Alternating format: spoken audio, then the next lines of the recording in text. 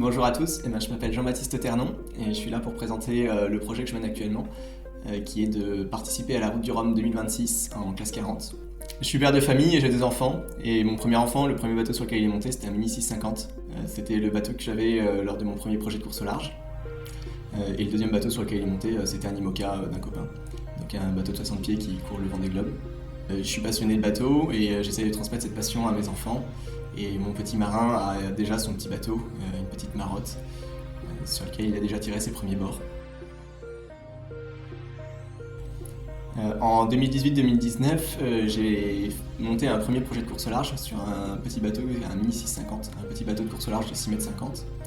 Et j'ai pris le départ de la route de la Mini Transat, mais j'ai abandonné à cause de la rupture des supports en carbone de mes panneaux solaires.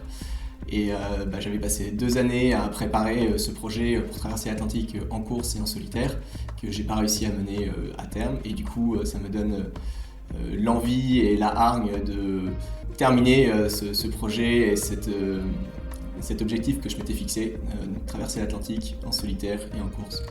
Donc aujourd'hui, je relance un projet encore plus ambitieux sur un bateau plus grand. Aujourd'hui, mon projet il est en partenariat avec l'association Ecomer, qui est une association rochelaise qui a pour objectif de préserver les océans. Je me suis associé avec cette association parce que j'ai un fort engagement écologique et que, en tant que père de famille, je me soucie un peu du monde que je veux laisser à mes enfants plus tard. Ecomer, ils ont 3 axes d'action. Le premier, c'est la préservation du littoral et des ports, donc par le ramassage des déchets sur les plages et dans les ports. Ils ont une deuxième action qui est la revalorisation des déchets issus des activités nautiques. Ils travaillent par exemple avec des ostréiculteurs pour recycler les filets d'huîtres.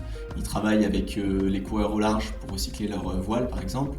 Et évidemment avec les plaisanciers et tous les usagers de la mer. Ils récupèrent par exemple les combinaisons en néoprène. Et puis on va mettre ça dans les activités de la mer, mais les bouchons en liège également.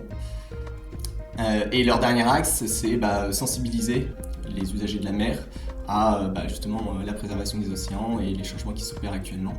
Et c'est un peu dans ce cadre-là que rentre le projet, c'est-à-dire que je veux mettre en valeur leur message qui est « écoute ta mer » au travers de mon projet.